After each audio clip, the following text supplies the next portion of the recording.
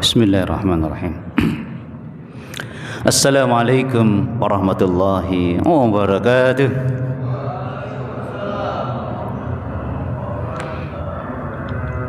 Hamdan wa syukran lillahi wahdah. Salatan wa salaman li Rasulillahi sallallahu alaihi wasallam. Allahumma anta ja'alal Qur'anal 'azima rabi'a qalbi wa nura sadri wa jalaa husni wa dhahaba hammi wa ghammi. Ya Allah, jadikanlah Quran yang agung ini penyejuk hatiku, penerang dadaku, pelipur kesedihanku, pengusir kegelisahan dan kegalauanku. Amin ya rabbal alamin. Ma'asyiral muslimin rahimakumullah. Kalau pekan lalu kita menekankan pemaksaan dan kesabaran kalau ingin menikmati keindahan, kebahagiaan dan keuntungan dari Al-Qur'anul Karim. Karena jalan ke surga itu, kata Rasulullah SAW, dihiasi dengan hal-hal yang tidak menyenangkan, dan jalan ke neraka itu justru dihiasi dengan hal-hal yang menyenangkan syahwat. Untuk lebih menyempurnakan lagi perjalanan indah kita bersama Al-Quran dengan semangatnya, Masya Allah, kita buka dengan sebuah ayat. Ini ayat yang viral, yang insya Allah semua kita hafal. Mudah-mudahan ada titik poin yang membuat kita semakin senang, semakin indah rasanya mengumandangkan ayat ini. Surah Az-Zariyat ayat 56. A'udzu billahi minasyaitonir rajim. Wa ma khalaqtul jinna wal insa illa liya'budun.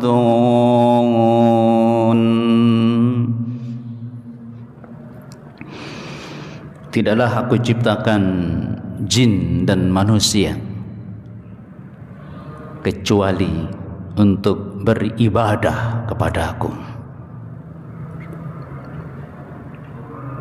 Masya Allah. Jadi tujuan sangat besar, penting, bergengsi, luar biasa gitu ya, dari penciptaan jin dan manusia yang menakjubkan. Di tujuan penciptaan jin dan manusia dan seluruh alam raya ini satu, agar terjadinya proses ibadah kepada Allah Subhanahu wa ta'ala. Coba renungkan ya, dengan pelan-pelan kita baca ayat ini, kita rasakan insya Allah akan ketemu manisnya gitu jemaah sekalian. Coba renungkan ya, bagaimana Allah sampai melakukan proses yang kita tidak bisa melakukannya sebagai manusia. Artinya dengan kekuasaan yang maha dahsyat, maha kuat, maha teliti, dengan keilmuan yang sangat dalam, tidak terkira hingga dalamnya, bisa terbentuk alam raya ini, bisa terbentuk jin dan manusia itu. Ini kan sebuah proses yang sangat besar gitu kan jemaah sekalian, besar sekali kan. Tapi ada yang lebih penting dari semua proses ini. Apa itu? Terwujudnya ibadah. Itu jemaah sekalian ya. Berarti ibadah ini bukan hal yang kecil, bukan hal yang memberatkan atau pikiran kita, aduh susah, tugas ini lagi, tugas ini lagi. Tidak, senang. Wih, luar biasa. Kenapa? ibadah itu lebih penting daripada seluruh proses penciptaan alam raya ini. Mungkin kita sederhanakan dengan seperti ini jemaah sekalian. Kita sebagai orang tua, ya kan, selalu mendampingi proses belajar anak kita dari kecil sehingga menjadi apa yang diharapkan. Misalnya jadi dokter, misalnya, ya. Berapa biaya yang sudah keluar sampai anak kita jadi dokter misalnya, ya. Bukan karena di samping saya ini ada dokter Khadijah, bukan, tapi cuma pas gitu aja, ya. Nah, berapa biayanya, berapa lama, berapa capeknya, nggak seberapa, kan gitu ya, dibanding ketika dia sudah menjadi dokter. Coba, jadi predikat dokter itu lebih mahal dari seluruh proses yang dialami sebelumnya, begitu kan? Betul kan? Berarti proses penciptaan alam raya yang begitu menakjubkan, begitu dahsyatnya, kecil bisa dibanding dengan ibadah. Tolong diingat, tolong didudukkan. Yang namanya ibadah itu bukan terbayang, berarti bukan itu yang kita bayangkan, hebatnya kan begitu kan? Ibadah tingginya seneng gitu loh. Makanya sebuah temanya ibadah itu membahagiakan. Apa saja, mau puasa yang rajin sunahnya, senang. Ingat prosesnya itu loh. Sampai adanya puasa itu karena apa? Proses penciptaan manusia yang sangat menakjubkan. Ada puasa. Tilawah, senang. Kenapa? Ibadah. Gitu kan? Nilainya lebih mahal daripada seluruh proses penciptaan jin dan manusia yang menakjubkan itu. Satu itu jemaah sekalian. Yang kedua, dari ayat ini, kalau pandang dari sisi keimanan, kalau kita betul-betul imannya beneran gitu, beneran kuat, bener, sohih, kalau kata sekarang yang sohih gitu ya misalnya, pasti dia semakin senang ibadah. Kenapa? Yang memerintahkannya ibadah itu Allah. Maaf, bukan direktur bank, direktur perusahaan, ya, bupati, menteri, ada apa nih? Padahal sekarang aja lagi pilkada, seneng mendukung ini, padahal belum jadi apa-apa. Terserahlah mau dapat amplop, terserah, misalnya ya, terserah, nggak ada apa-apanya kan, dibanding dengan Allah Rabbul Alamin. Ayo kumpul sini, memenangkan ini, kumpul, oke. Sampai semangatnya merendahkan kelompok lain, calon lain, memfitnah itu, ya kan? Apakah kita tidak berjuang untuk merasa-rasakan keagungan Allah, pembelaan kepada Allah, menyingkirkan yang lain, kan begitu? Termasuk paling sederhana, singkirkan bisikan hawa nafsu yang buat kita menjauh dari Allah Subhanahu wa taala. Alah, kamu ini apa? Kan begitu ya. Allah, ibadah membahagiakan. Halo? Halo? Semangatnya. Ada dia semua. Wa ma khalaqtul jinna wal insa illa liya'budun. Berarti semakin banyak sholat sunnah kita, terus menerus sholat berjamaah di masjid, yang perlu paling tinggi kita rasakan capeknya, susahnya, atau senangnya. Nah itu kita berusaha memunculkan itu jemaah sekalian. Ya benerlah capek, yang namanya fisik kita semakin lemah, apalagi makin tumek gini kan, begitu kan. Kemarin jalan 10 kilo aja semangat, sekarang 1 kilo jadi ngas-ngasan. Itu manusiawi gitu loh, manusiawi. Tapi kita ibadah, masalahnya bukan jalannya, ibadah. Kita rasakan intinya, yaitu kita diperintah oleh Allah. Sudah senang ini kan, bisa melaksanakan perintah agung, senang kan begitu. Capeknya tidak menguasai kita, lelahnya tidak menguasai kita. Tapi dibalik, capek itu yang capek mengikuti ibadah kita, lelah itu yang lelah mengikuti ibadah kita, bosan itu yang bosan mengikuti kita. Artinya bahagia, senang, mulia, untung, itu yang kita rasakan. Subhanallah.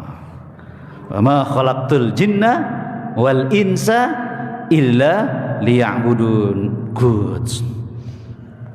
Tolong diulang-ulang ayat ini setiap kita tilawah, setiap kita infak, sedekah, suami mencari nafkah pagi sampai malam lembur. Wa ma khalaqtul jinna wal insa illa liya'budun. Jadi itu mengalahkan ketinggian kita berhubungan dengan manusia, dengan direktur, dengan duit, dengan apa?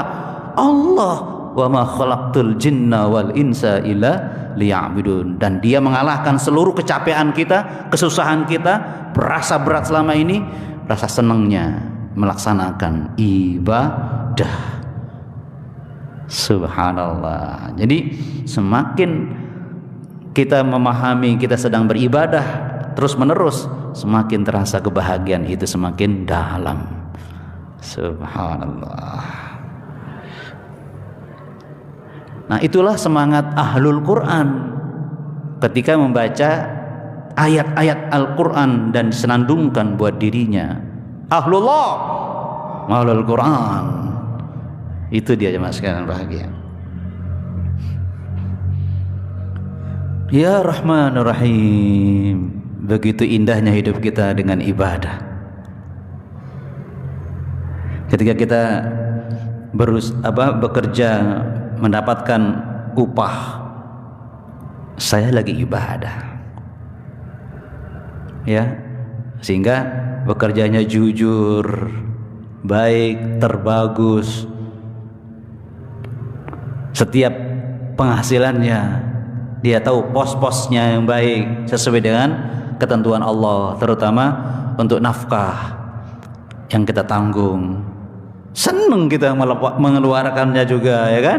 Ibadah, ya. Walaupun ada bisikan, kenapa kok loman terus? Ya, simpen, misalnya, masih begitu kan? Ada godaannya seperti itu. Ya Rahmanir Rahim. Nggak bosan tak ceramah terus, nggak bosan tak mau ibadah kok bosan. Nah, bosan itu yang bosan mengikuti kita, begitu ya. Nggak bosan tak lesehan dengar ceramah, stoek gitu, nggak bosan mau saya ibadah, asik kan begitu mas sekalian. Semangatnya. Ya Rahmanir Rahim. Alhamdulillah binikmatihi tatimus shalihan. Kita bersyukur kepada Allah. Setiap ucapan kita, gerakan kita, perbuatan kita, bahkan senyum kita bisa jadi ibadah. Alhamdulillah, Allah mengilhamkan hati kita untuk memoles semua jadi ibadah. Alhamdulillah. Jadi kita harus bersyukur jemaah sekalian, kita bisa ibadah. Kita bisa rutin datang taklim misalnya, harus syukur. Kenapa? Biar rajin terus. Kenapa? Ditambah sama Allah nanti. Harus syukur terus jemaah sekalian. Ya, sekarang ini kan musim pancaroba ya, lagi peluh gitu kan. Tapi kita tetap semangat kuat. Alhamdulillah, mudah-mudahan tambah sehat. Tetap bersyukur jemaah sekalian bahagia. Untuk itu kita teruskan lagi untuk memperkuat kebahagiaan kita bersama ibadah ini jemaah sekalian. Surah Qaf ayat 33. Man khasyiyar rahman bil ghaibi wa jaa'a biqalbin munib.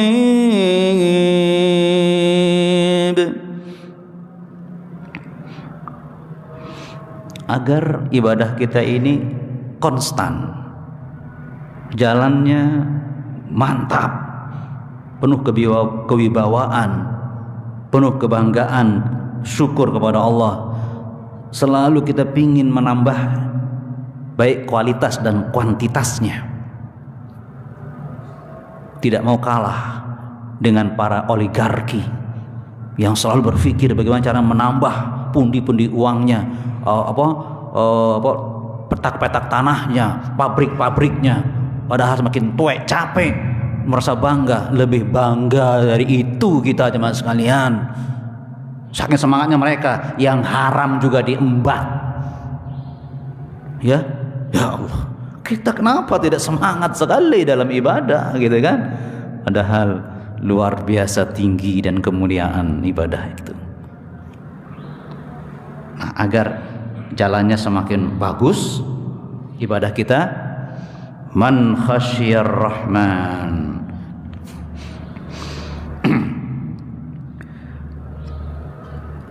yang Allah puji dari orang-orang yang ahli ibadah tadi adalah man khasyir rahman, yaitu orang yang merasakan takutnya kepada yang pengasih dan penyayang. Ini menarik jemaah sekalian.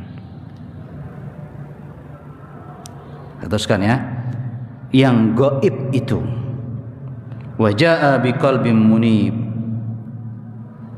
dia selalu datang kepada Allah, artinya beribadah tadi, dengan hati yang bertaubat.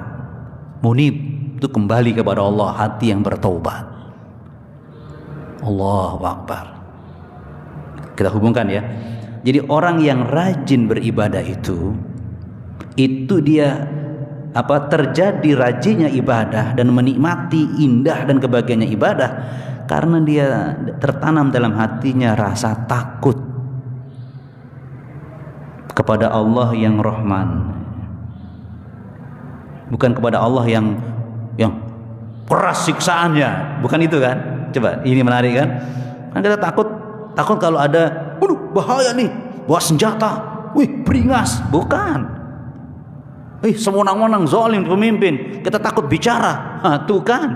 Tapi Allah menyampaikannya kepada hambanya yang rajin ibadah itu, justru takutnya seorang hamba itu bukan karena siksanya Allah di ayat ini ya, karena takut jauh dari kasih sayang Allah, takut nggak dicintai, takut nggak diperhatikan, takut nggak dijamin Rahman, kasih sayang Allah. Takut kepada Allah yang penuh kasih sayang, jangan sampai Allah mengurangi kasih sayangnya kepada kita jemaah sekalian. Allahu Akbar. Ya Rahman ya Rahim. Allah tekankan, padahal Allah itu gaib. Jadi ini aspek keimanan yang kuat dalam dirinya jemaah sekalian. Nah, ini adalah bukan sekedar ayat ini bukan sekedar menekankan pemahaman, kamu harus punya akidah yang kuat, yaitu rasa takut kepada Allah yang Rahman. Bukan, ini aplikatif. Ya jemaah sekalian, aplikatif. Dia takut proses. Jadi setiap hari ini dia ada rasa takut kepada Allah, jangan sampai Allah menjauhkan kasih sayangnya darinya. Allahu Akbar. Para istri takut kalau suaminya kurang perhatian. Kok terus dibentak-bentak, nggak disayang, kan nggak enak, nggak bahagia. Itu inti hidup kita. Bahagia dalam ibadah karena pingin selalu mendapat kasih sayang Allah. Makanya dia takut kepada Allah yang Rahman, jangan sampai dijauhkan dari kasih sayangnya. Untuk mengikat kasih sayang Allah itu akan selalu kepadanya. Allah Akbar. Coba, dia selalu ketika beribadah selalu dengan hati yang taubat. Coba Anda, Dia selalu introspeksi untuk menghapus dosanya kepada Allah, mengakui kesalahannya. Terasa ya jemaah sekalian ya. Maaf mungkin ini kurang pas ya dalam menyelidiki Anda, kan gitu kan kita kalau ada acara-acara kan. Maaf ya kalau kurang berkenan makanannya, padahal kita datang diundang gratis makan. Coba undangan walimah bayar nggak? Nggak ada kan? Oh itu walaupun kita kasih sedekah lah, misalnya kalau untuk membantu tuan rumah, tapi kita nggak diminta bayar, gratis undangan itu. Tapi minta maaf jika dalam penyajian kami ada yang kurang berkenan, padahal dia lagi berbuat baik. Kalau yang gratisan belanja kan syukuran, misalnya diundang syukur karena berhasil ini makan-makan. Maaf ya kalau makanan nggak cocok, padahal kita dikasih makan gratis. Nah, begitu kita semangat beribadah kepada Allah, seperti tadi itu, kita khawatir ada yang kurang sempurna dari ibadah kita. Kita khawatir ada hal-hal yang nyelinap masuk ke otak kita, sehingga kita lebih memperhatikan selain Allah. Astagfirullahaladzim, astagfirullahaladzim. Nah, selalu mengiringi ibadahnya dengan hati yang bertaubat, minta ampun, minta dihapus kekeliruan dan ketidaksempurnaannya. Allahu Akbar. Coba bayangkan, rasakan itu jemaah sekalian. Jadi orang-orang yang ahli ibadah selalu bahagia, tetapi dalam penampilannya selalu tawadhu. Selalu ada, ya Allah, jangan kau jauhi aku dari kasih sayangmu ya Allah. Ya Allah, ampuni aku ya Allah. Itu ahli ibadah, bukan kelompok lain. Gak ada itu jemaah sekalian. Saya minta maaf ya. Tolong jangan diulangi masa-masa kecil kita dulu, baru tahu kebenaran langsung wah kalau itu enggak beres, wah kalau itu enggak benar, itu ahli bidah maksud. Itu belum belajar jemaah sekalian. Saya minta maaf dulu ya. Kalau orang yang mendalam tauhidnya, ibadahnya, dia sibuk takut dengan Allah Subhanahu wa taala. Bukan memfonis-fonis tok orang lain. Saya minta maaf jemaah sekalian. Tolong. Dan seringkali kita membuat orang tidak tertarik dengan dakwah kita karena gaya kita merendahkan orang lain. Padahal kita tahu siapapun manusia yang paling rendah nggak mau direndah-rendahkan, betul? Apalagi dia sudah ustadz, dia rajin ibadah, ceramahnya mojokkan dia. Allahu Akbar. Jangan mas kalian. Ini penampilan yang katanya tauhidnya luar biasa, ahli ibadah, khasyir rahman dan biqalbin munib, hatinya selalu sibuk dengan taat kepada Allah, dan saat yang sama dia takut kehilangan kasih sayang Allah. Untuk mengikat itu dia selalu bertaubat. Astagfirullah wa atubu ilaih, astagfirullah wa atubu ilaih. Orang kalau banyak istighfar gayanya gimana? Nunduk kan? Astagfirullah, bukan astagfirullah wa atubu ilaih, astagfirullah wa atubu ilaih, astagfirullah. Enggak begitu cuma sekalian. Astagfirullah wa atubu ilaih, astagfirullah wa atubu ilaih. Kita belajar. Astagfirullah.